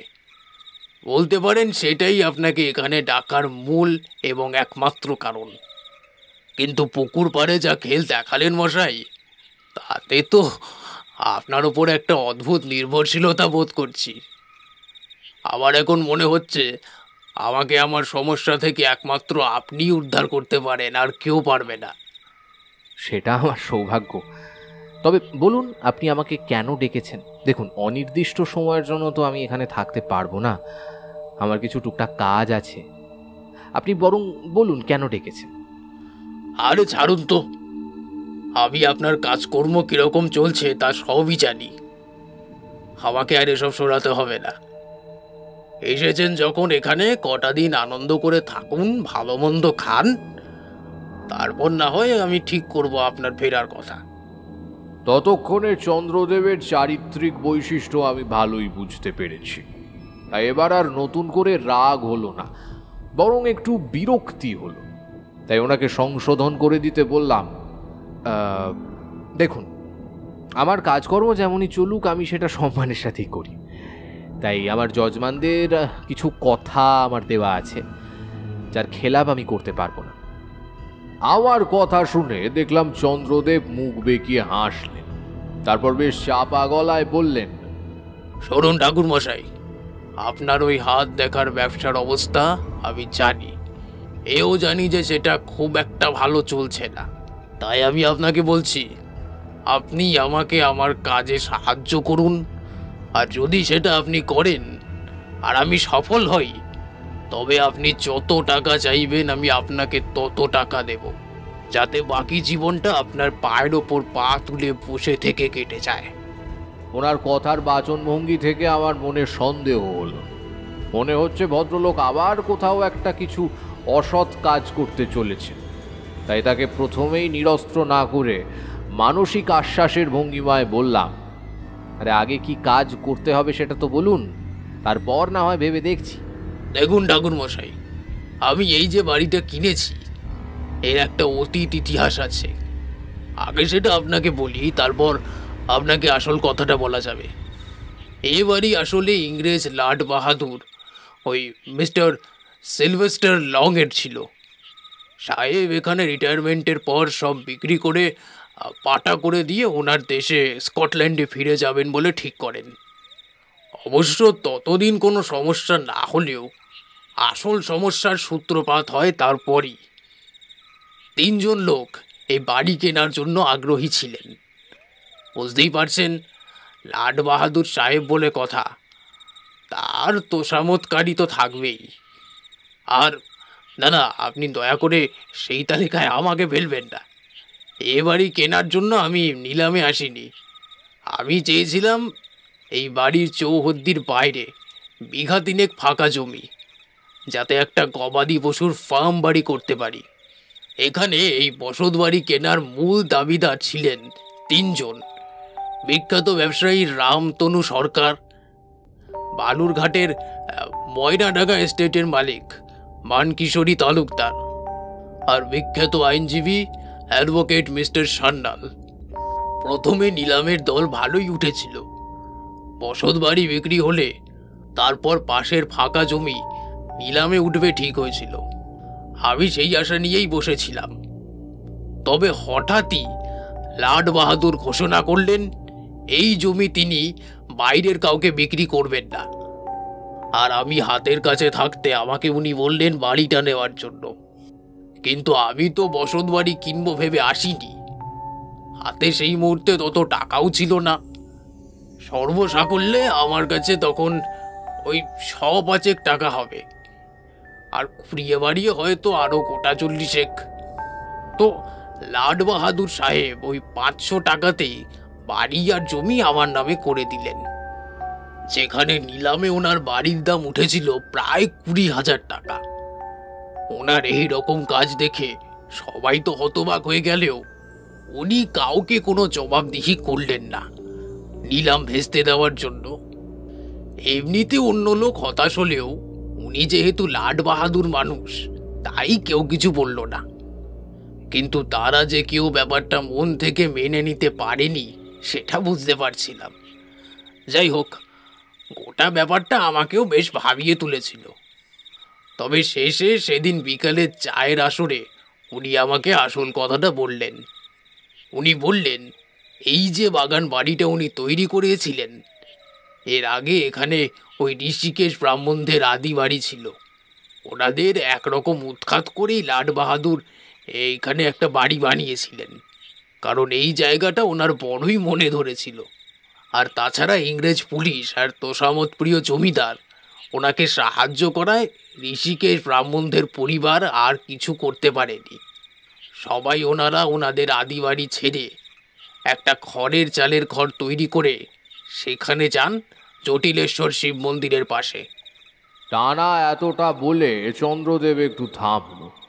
আমি বুঝতে পারি তার মানে ঋষিকেশ বন্দ্যোপাধ্যায়ের সাথে ওনার এই মানসিক দ্বন্দ্ব আজ শুধু কুঞ্জ বা দুর্গাকে ঘিরে নয়, এর কোনো না কোনো যোগসূত্র আরও আগে থেকে আছে। যাই হোক, একটু জল খেয়ে চন্দ্রদেব আবার বলতে শুরু করলেন। ইংরেজ সাহেব এখানে যতদিন ছিলেন ততদিন ওই ঋষিকেশ ব্রাহ্মণ কিছুই করতে পারে না। উনি পাত্তারি গুটিয়ে বিলেতে ফিরে গেলেই কদিনের মধ্যেই ঋষিকেশ ওর পুরনো রাগ মেটানোর জন্য এসে চড়া হয় আমার ওপরে। ওর দাবি এ বাড়ি নাকি ওর। ইংরেজ সাহেব ওকে ঠকিয়ে বাড়ির জায়গা নিয়ে নিয়েছে। আমি বলি, সে বাবু তোমার যা হয়েছে তা হয়েছে, তার আমি কি জানি? আমি তো দস্তুর মতো ট্যাকের কুড়ি দিয়ে বাড়ি কিনেছি, আমার নামে দলিলও আছে। কিন্তু ঋষিকেশ শয়তান কোনোভাবেই কথা শুনবে না। জানেন, সে আমাকে হুমকি দিয়ে গেছে। সে নাকি আগামী চড়ক সংক্রান্তির মধ্যে আমাকে এই বাড়ি থেকে উৎখাত করে ওর নিজের সম্পত্তি পুনরুদ্ধার করবে। ভাবুন একবার, তার এত বড় সাহস! যদি কুঞ্জ ওই ঋষিকেশের নাতনিকে ভালো না বেসে ফেলতো, তবে দেখতেন আমি এতদিনে কি করতাম। ওকে মাথা ন্যাড়া করিয়ে গাধার পিঠে ছড়িয়ে গোটা গ্রামে ঘোরাতাম চাবুক মারতে মারতে। কথাগুলো বলার সময় ওনার চোখে মুখে যে একটা পৈশাচিক রাগ ফুটে বেরোচ্ছিল, সেটা দেখে আমি শিউরে উঠলাম। সত্যি একটা মানুষ কতটা নরাধম হতে পারে, এই চন্দ্রদেবকে সামনে থেকে না দেখলে বিশ্বাস করা যায় না। আমি অবাক হয়ে ওনার দিকে তাকিয়ে রইলাম, আর উনি তখনও বলে চলেছেন, একবার খালি দুর্গাকে এনে কুঞ্জর সাথে বিয়ে দিয়ে দিই, তারপরই বুড়ো ঋষিকেশকে আমি বুঝে নেব। যাই হোক, ঠিক হয় পরদিন সকালে আমি জটিলেশ্বর শিব মন্দিরে যাব। নিজে সমস্ত পরিস্থিতিটা দেখে তারপর আমার মতামত আমি চন্দ্রদেবকে জানাব। তবে আমার মন বলছিল কালকেও আমাকে চন্দ্রদেবের মন জুগিয়েই কিছু একটা বলতে হবে, নইলে আমারও রক্ষা নেই। মনের মতো কথা শুনতে না পেলে লোক যে আমাকেও ছেড়ে কথা বলবে না, সেটা বিলক্ষণ বুঝতে পারছিলাম। যাই হোক, তখনকার মতো কথা না বাড়িয়ে আমি বিশ্রাম নিতে চলে গেলাম। রাতে ঘুমের মধ্যে আমি একটা স্বপ্ন দেখি, আর সেটা দেখার পর আমার ঘুমটা সেই যে ভেঙে গেল, আর এলো না। কেন ঠাকুরমশাই, কোনো ভয়ের স্বপ্ন? না না, ভয়ের নয়, বরং অদ্ভুত সুন্দর। সেই স্বপ্নটা দেখে আমার মনটা একটা দিব্য ভাবনায় ভরে যায় ঠিকই, কিন্তু স্বপ্নের কিছুটা অংশ আমি বুঝতে পারি না। আমি দেখলাম আমি একটা শিব মন্দিরে গেছি, একটু ভাঙা ভাঙা মন্দির, পুরনো দিনের। মন্দিরের দেওয়ালের ফাটলে বটের ঝুড়ি নেমেছে। আমি দেখলাম আমি সেই মন্দিরের বাইরে নন্দী স্তম্ভকে প্রদক্ষিণ করে প্রণাম জানিয়ে মন্দিরের গর্ভগৃহে প্রবেশ করলাম। ভেতরে বিশাল শিবলিঙ্গ, জানো কিশোরী, আমার বেশ মনে আছে আমি দেখলাম সেই শিবলিঙ্গের পাশে দাঁড়িয়ে মা পার্বতী রুদ্রাভিষেক করছেন। গোটা মন্দিরের গর্ভগৃহ একটা অপার্থিব উজ্জ্বল আলোয় ভরে রয়েছে। মা পার্বতী পঞ্চনদীর 5 ঘড়া জল মহাদেবের মাথায় ঢেলে দেওয়ার পর তাকে শ্বেত চন্দন মাখিয়ে শিবলিঙ্গের গৌরীপট্টে পদ্ম ফুল দিয়ে সাজিয়ে দিলেন, আর তারপর বাম হস্তে কুমকুমের পাত্র ধারণ করে উঠে দাঁড়ালেন ত্রিপুণ্ড্রক তিলক এঁকে দেওয়ার জন্য। আমি সেই প্রথমবার শিবলিঙ্গের মস্তকের দিকে চেয়ে দেখলাম, কিন্তু আমার চোখে যেটা পড়ল তাতে আমি বেশ অবাক হয়ে গেছিলাম এবং সাথে ভয়ও পেয়েছিলাম। দেখো, একথা আজ আমার মেনে নিতে কোনো দ্বিধা নেই যে আমি সেদিন সেই অংশটা দেখে বেশ ঘাবড়ে গেছিলাম। এতক্ষণ তো সুন্দর স্বপ্ন ছিল, মানে এমন দিব্য দর্শন লাভ তো ভাগ্যের ব্যাপার। তাহলে হঠাৎ করে কি হলো? মানে আপনার মতো স্থির চিত্তের মানুষ এত ভয় পেলেন কেন? আমি সেই কথাই তো বলছি। আমি দেখলাম সেই শিবলিঙ্গের মাথায় একটা অর্ধচন্দ্র বিরাজ করছে, আর মা পার্বতী উঠে দাঁড়িয়ে সেই চন্দ্রকে শিবলিঙ্গের মাথা থেকে নামিয়ে মাটিতে ছুঁড়ে ফেলে দিলেন, আর ঠিক তখনই সেই চন্দ্র ধীরে ধীরে কালিমা লিপ্ত হয়ে উঠল। গোটা বিশ্ব চরাচর তখন অন্ধকারে নিমজ্জিত। এহেন দৃশ্য দেখার পর আমার ঘুমটা ভেঙে গেল। তারপর বেশ কিছুক্ষণ শুয়ে আমি স্বপ্নটা বিশ্লেষণ করার চেষ্টা করলাম। কেন জানি না, মনে হচ্ছিল আগামীর কোনো একটা রহস্য সংকেত যেন সেই স্বপ্নের ছিল। যাই হোক, সেদিন ঘুম ভেঙে জেগে যাওয়ার পর আর ঘুম আসেনি। একেবারে ভোরবেলা আমি বিছানা থেকে উঠে প্রস্তুত হয়ে নিলাম জটিলেশ্বর মন্দিরে যাওয়ার জন্য। আমি ঠিক করেছিলাম সূর্যোদয়ের মুহূর্তে আমি নিজে হাতে জটিলেশ্বর মন্দিরে মহাদেবের জলাভিষেক করব। তো সেই মতোই আমি হাঁটতে শুরু করি মন্দিরের উদ্দেশ্যে। সেই বাগান বাড়ি থেকে মহাদেবের মন্দির বড়জোর মিনিট 10 হাঁটা পথ। মন্দিরের ঠিক পেছন দিয়ে বয়ে চলেছে স্রোতস্বিনী এক নদী। আমি ঠিক করি আমি সেই নদীতে স্নান করে তবে মন্দিরে যাব। এমনিতে ভোরবেলায় পরিবেশটা আমার বড় ভালো লাগছিল। কত নতুন পাখির দেখা পেলাম, সাথে আমাদের চেনা গড়পড়তা শালিক চড়ুই তো আছেই। ওদের মাটি থেকে পোকা খুঁটে খাওয়ার পদ্ধতি, ওরা নিজেদের ভেতর কথা বলা, সব কিছু খুঁটিয়ে খুঁটিয়ে দেখছিলাম। আমার খুব ভালো লাগছিল। ওদের ভাবভঙ্গি দেখে বোঝা যাচ্ছিল পাখিগুলো খুব নিরাপদ আশ্রয় আছে। জীবন ধারণের জন্য মনের ভেতর কোনো শঙ্কা নেই। এমনিতে পাখিদের ভাবভঙ্গি দেখে বোঝা যায় সেই স্থানে কোনো অশুভ শক্তির ছায়া আছে কিনা, ওরা ঠিক বুঝতে পারে। কিন্তু এই পাখিগুলোকে দেখে আমার সেরকম কিছুই মনে হয়। যাই হোক, আমি এগিয়ে গেলাম নদীর দিকে। আমার পিঠের ঝোলা ব্যাগের থেকে আমার গামছাটা বের করে মন্দিরের ঘাটে রেখে আমি নেমে গেলাম নদীর জলে। সবেমাত্র একটা ডুব দিয়ে মাথাটা তুলেছি, আমি চোখের সামনে যা দেখলাম তা যেন আমি নিজেই বিশ্বাস করতে পারছিলাম না। আমি দেখলাম আমার চোখের সামনে পরিস্থিতিটা সম্পূর্ণ পাল্টে গেছে। আকাশটা ঘনঘোর অন্ধকারে ঢাকা, আর সব থেকে বড় কথা, একটা ভয়ঙ্কর বিষাক্ত গোখরো গর্জন করছে সেই নদীর ওপরে। তার ভয়ে সেই সব পাখিগুলো পরিত্রাহী চিৎকার করছে, আর সেই বিশাল বিষাক্ত গোখরো সাপ এক এক করে সব কটা পাখি আর পাখির বাচ্চাগুলোকে খেয়ে ফেলছে। দেখো বিভূতি, এরকম অনুভূতির সামনে আমি আগেও পড়েছি। তাই এটা যে বাস্তব নয়, ভবিষ্যতের কোনো ঘটনার ইঙ্গিত, সে কথা আমি বুঝতে পারছিলাম। কিন্তু তার ভয়াবহতা ঠিক কতটা তার পরিমাপ তখন করতে পারি। তাই মনস্থির করে দ্বিতীয়বার ডুব দিতে গেলাম। আর দ্বিতীয়বার ডুব দিয়ে উঠে আমি দেখতে পেলাম আবার সেই আগের পরিস্থিতি, ঠিক যেমনটা আমি দেখে নদীতে নেমেছিলাম। সেই পাখির কুজন কাকুলিতে মেতে আছে মন্দির চত্বর। কিন্তু আমার মনটা কেমন অশান্ত হয়ে উঠল। আমার মন যেন বলছিল কোনো একটা ভয়ঙ্কর গোখরোর সাথে আমার সামনাসামনি হতে চলেছে। জটিলেশ্বর মহাদেবের নাম স্মরণ করে উঠে এলাম নদী থেকে। পরনের ধুতিটা যথাসম্ভব নিকড়ে নিয়ে সাথে করে আনা কোমণ্ডুলে নদী থেকে জল ভরে নিয়ে এগিয়ে গেলাম মন্দিরের দিকে। কিন্তু বিশ্বাস করো বিভূতি, মন্দিরে প্রথম পৌঁছেই আমি যা দেখতে পেলাম সেটার জন্য আমার মন এক অনাবিল আনন্দে ভরে গেল। এই দৃশ্য দেখার জন্য আমি শত শতবার জন্ম নিয়ে এই পৃথিবীতে আসতে রাজি আছি। দেখলাম একজন অষ্টাদশী কিশোরী শিবলিঙ্গের অর্চনা করছে।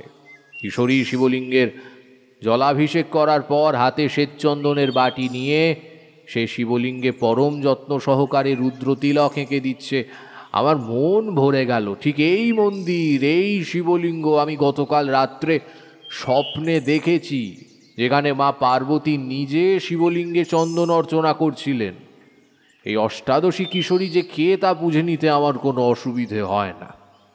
আর মনে মনে চন্দ্রদেব বর্মনের অজ্ঞানতার ওপর হাসি পায়। উনি ওনার সামান্য সীমিত তন্ত্রের জ্ঞান প্রয়োগ করতে গেছিলেন এই অষ্টাদশী কিশোরীর ওপর, যাকে পৃথিবীর কোনো শক্তি, কোনো মন্ত্র, কোনো তন্ত্র আবদ্ধ করতে পারে না। আমি নিজে এগিয়ে গেলাম শিবলিঙ্গের দিকে, কিন্তু সেই কিশোরীর শিব সেবায় যাতে কোনো বাধার সৃষ্টি না হয় সেটা ভেবে পাশে দাঁড়িয়ে থাকি।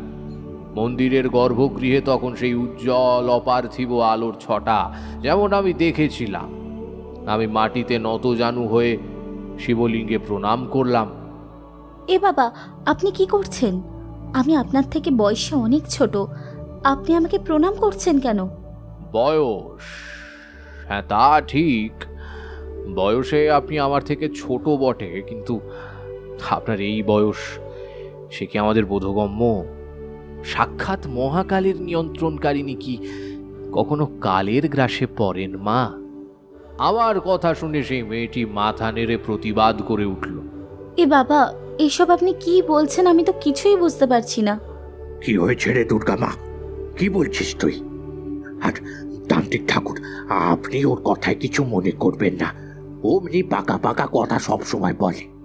তবে হ্যাঁ, আমার নিজের নাতনি বলে বলছি না, এই বয়সেও এত ভক্তি ভরে মহাদেবের পুজো করে, যা দেখলে আপনার মন ভরে যাবে।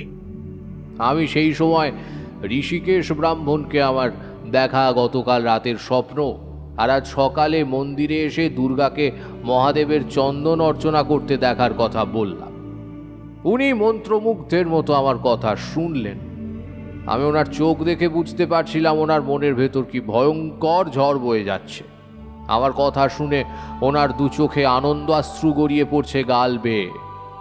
আমি তারপর আমার চন্দ্রদেব বর্মনের বাড়িতে নেওয়া আতিথেয়তা, ওনার কীর্তিকলাপের কথাও বললাম।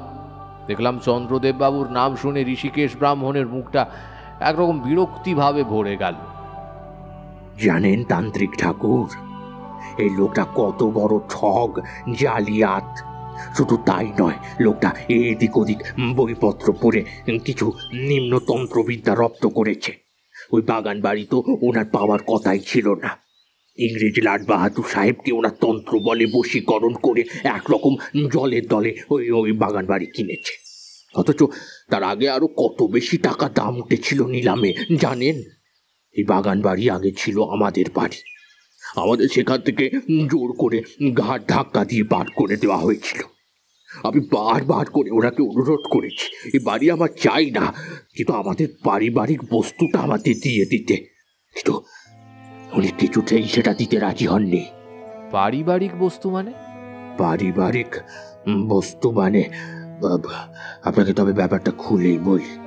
আমার দাদু বৈদিক সাধনার পাশাপাশি তন্ত্র চর্চাও করতেন, আর তিনি তার যোগ্য বলে রচনা করেছিলেন একটি ব্রহ্ম কমলাসন, যার ওপর উনি প্রতিষ্ঠা করেন মহাদেবের মহামৃত্যুঞ্জয় অগ্নিশিলা।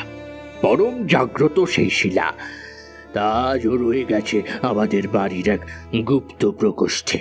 বারবার চাইলেও ওই নরাধম চন্দ্রদেব আমাকে তা ফেরত দেয়নি। ও বলেছে ওই অগ্নিশিলা যদি আমি ওকে না দিই তবে আমাকে হত্যা করবে, আমার এই জটিলেশ্বর মহাদেবের মন্দির ভেঙে গুঁড়িয়ে দেবে। আমি ততক্ষণে আমার স্বপ্নের শেষ অংশটা বুঝতে পেরেছি। ওই কালিমালিপ্ত চন্দ্র যে চন্দ্রবর্মন তা বুঝতে আমার তখন আর অবশেষ নেই। আমি শুধু ওনাকে হেসে বললাম, যে মন্দির সাক্ষাৎ মহামৃত্যুঞ্জয় মহাদেবের, যাকে রক্ষা করছেন স্বয়ং মা মহাশক্তি দুর্গা, তাকে ভেঙে দেবে চন্দ্রবর্মন? উনি বোধহয় নিজের ভবিষ্যৎটা কি হতে চলেছে তার ব্যাপারে কিছুই জানেন না, এতটাই অজ্ঞানী তিনি। আমি বেশ খেয়াল করলাম দুর্গা আমাদের প্রতিটা কথা শুনল, কিন্তু মুখে একটাও কথা বলল না। আমি তখনকার মতো ওনাদের প্রণাম করে বেরিয়ে এলাম মন্দির থেকে। বাকি সারা দিনটা খুব একটা উল্লেখযোগ্য না কাটলেও সন্ধে আমার সাথে দেখা হলো চন্দ্রদেব বর্মনের। আমি সন্ধেবেলা জটিলেশ্বর শিবের মন্দিরে গিয়েছিলাম শুনে উনি বেশ আশ্বস্ত হলে ওনার কাজ যে সম্পূর্ণ হয়নি সেটা শুনে যথেষ্ট বিরক্ত হলেন। আমি ওনার আর ওনার সহকারী বিকাশ রঞ্জনের মুখের দিকে তাকালাম। ওনারা দুজনেই যথেষ্ট মনক্ষুণ্ণ হয়েছেন। আসলে ওনারা চেয়েছিলেন আমি মন্দিরে গিয়ে কোনো একটা তন্ত্রের প্রয়োগ করি, একদিনেই ওনার সমস্যার সমাধান করে দিই। তাই তখন কথা বলে ঠিক হয় আগামীকাল অর্থাৎ তার পরদিন আমরা আবার মন্দিরে যাব। উনি আবার পরিষ্কার বলে দিলেন, দেখুন, ফালতু ফালতু ঘুরে বেড়ানোর মতো কোনো ইচ্ছে বা সময় কোনোটাই আমার নেই। আপনি যদি আমায় কথা দিতে পারেন যে আগামীকালই আমার সমস্যার সমাধান করে দেবেন, ওই ঋষিকেশ ব্রাহ্মণকে আমার পায়ের কাছে এনে ফেলে দিতে পারবেন, আমি তবেই যাব, তাহলে নয়। আর যদি আপনার মনে হয় যে এই কাজ আপনার দ্বারা হবে না, তবে বিনা সংকোচে বলে দিন, আমি অন্য ব্যবস্থা করব। আপনার মতো এমন অনেক বড় বড় তাবর তাবর তান্ত্রিক আমার চেনা আছে। আমি তখনকার মতো ওনাকে কিছু না বললেও ঠিক হয় পরদিন সকালে আমরা মন্দিরে যাব। ওনার ঘুম থেকে উঠতে উঠতে মোটামুটি বেলা 10টা, তারপর প্রস্তুত হয়ে বেরোনো। তবে সেদিন আমি বড় গভীর ঘুমোলাম। আগের দিন রাত্রে মনে যে অশান্তি নিয়ে শুতে গেছিলাম সেদিন তার বিন্দুমাত্র ছিল না। অবশেষে পরদিন বেলা 11টা নাগাদ আমরা পৌঁছলাম মন্দিরে। সকালের পুজো তখন সাঙ্গ, দুপুরের ভোগের আয়োজন চলছে। আমি দূর থেকে দেখতে পেলাম ঋষিকেশ ব্রাহ্মণ পুজোর কাজে ব্যস্ত। বোধহয় আমার পাশ থেকে চন্দ্রদেব বর্মনও ঋষিকেশকে দেখতে পেয়েছিল, আর আমাকে কিছু বলার সুযোগটুকু না দিয়ে একরকম অসুরের মতো চন্দ্রদেব ছুটে গেলেন ঋষিকেশ ব্রাহ্মণের দিকে। ওনার পায়ে পড়া ভারী নাকড়া জুতো দিয়ে সজোরে একটা লাথি মারলেন ঋষিকেশ ব্রাহ্মণের গায়ে। কোনো কিছু বুঝে ওঠার আগেই উনি এই কাজ করেছিলেন। আমি ক্ষণিকের মধ্যে খেয়াল করে দেখলাম ওনার জুতোয় একটা লাল আর হলুদ রঙের প্যাঁচ দিয়ে জড়ানো। বুঝলাম উনি এখানে আসার আগে আবার কোনো নিম্নতন্ত্রের প্রয়োগ করেছেন। আর ঠিক সেই মুহূর্তে দেখলাম দুর্গা সামনে দাঁড়িয়ে। আমি যেন পরিষ্কার দেখতে পেলাম দুর্গা আগে থাকতে সেখানে ছিল না। সে যেন সেই শিবলিঙ্গ থেকে বেরিয়ে এলো আর নিজের গায়ের সমস্ত জোর সংগ্রহ করে চন্দ্রদেবকে সজোরে ধাক্কা দিয়ে সরিয়ে দিল। আর তাতেই উনি ছিটকে এসে পড়েন বেদির নিচে। ওনার মাথাটা সজোরে এসে লাগলো পুঁতে রাখা ত্রিশূল দণ্ডে। একটা ওইটুকু কিশোরীর শরীরে যে এত বল কোত্থেকে এলো তার কিছুই উনি বুঝে উঠতে পারছিলেন না। উনি তখন প্রায় সংজ্ঞাহীন অবস্থায় পড়েছিলেন। গোটা মন্দির চত্বর তখন এক হুলুস্থুল অবস্থা। তবে যখন ওনাকে ধরে বিকাশবাবু তুললেন, আমরা সকলে অবাক বিস্ময়ে দেখলাম চন্দ্রদেব বর্মনের সমস্ত শরীরটা পক্ষাঘাত আক্রান্ত। উঠে দাঁড়ানো তো দূরের কথা, সামান্য কথা বলার মতো সামর্থ্য ওনার নেই। ওনার মুখমণ্ডল সম্পূর্ণ বিকৃত। আমরা ওনাকে ধরে ধরে ওনার বাগান বাড়িতে নিয়ে এলাম। বৈদ্যমশাই ওনাকে পর্যবেক্ষণ করে জানালেন অসম্ভব রাগের কারণে ওনার মস্তিষ্কে রক্তবাহ ছিন্ন হয়ে রক্ত জমাট বেঁধে গেছে, তাই ওনার শরীরে স্নায়ুতন্ত্র সম্পূর্ণ বিকল। দেবীরোষ যে তৎক্ষণাৎ এইভাবে কার্যকরী ভূমিকা নেবে তা আমি সেদিন চাক্ষুষ করেছিলাম। আজও সে কথা বলতে আমার গায়ে কাঁটা দেয়। শুনেছি তারপর থেকে উনি যতদিন জীবিত ছিলেন এভাবেই বিছানায় শয্যাশায়ী অবস্থায় ওনাকে অতিবাহিত করতে হয়েছিল। ওনার স্ত্রী এবং শ্যালক বহু অর্থ ব্যয় করে চিকিৎসা করিয়েছিলেন, বিদেশেও নিয়ে গিয়েছিলেন, কিন্তু কোনোভাবেই ওনার শরীরে কোনো প্রাণশক্তির সঞ্চার হয়নি। শুধুমাত্র নিজের জেদ, অহংকার আর দম্ভের কারণে মানুষটা শেষ হয়ে গেছিলেন। অনেক দেশি বিদেশি সাহিত্য পাঠ করলেও উনি তন্ত্রের সেই সারমর্মটা বুঝতে পারেননি। কোনো তন্ত্রের প্রয়োগ করতে গেলে আগে নিজেকে, নিজের মনকে এবং নিজের শরীরকে শুদ্ধ করতে হয়, নইলে তন্ত্রের প্রয়োগের ফল যখন বুমেরাং হয়ে ফিরে আসে তখন তার আঘাতে সব কিছু তছনছ হয়ে যায়। আর উনি তো মহা অজ্ঞানী। উনি ওনার জ্ঞানের প্রয়োগ করেছিলেন, তার ওপর যিনি এই সব কিছুর সৃষ্টিকর্তা তাকে রক্ষা করার সাধ্য আমি কেন, পৃথিবীর কারোরই ছিল না। আমরা দেখলাম ঠাকুরমশাইয়ের চোখ মুখের ভাব তখন পাল্টে গেছে। উনি যেন গভীরভাবে তখনও কিছু একটা ভাবছেন। বুঝতে পারলাম হয়তো উনি ওনার মানুষ চোখে দেখতে পাচ্ছেন সেই আনন্দপুরের জটিলেশ্বর মন্দিরকে, যেখানে মা পার্বতী নিজের হাতে চন্দন অর্চনা করে দিচ্ছেন মহাদেবকে। আমি চোখের ইশারায় কিশোরীকে উঠতে বললাম, তারপর বেরিয়ে এলাম ঠাকুরমশাইয়ের বৈঠকখানা থেকে। এই মুহূর্তে আর ওনাকে বিরক্ত করা ঠিক নয়। এখন আমাদের বিদায় নেওয়ার পালা। আবার পরের কোনো এক ছুটির দিনে ওনার কাছে অন্য কোনো এক অভিজ্ঞতার গল্প শোনা যাবে। আপাতত বিদায়।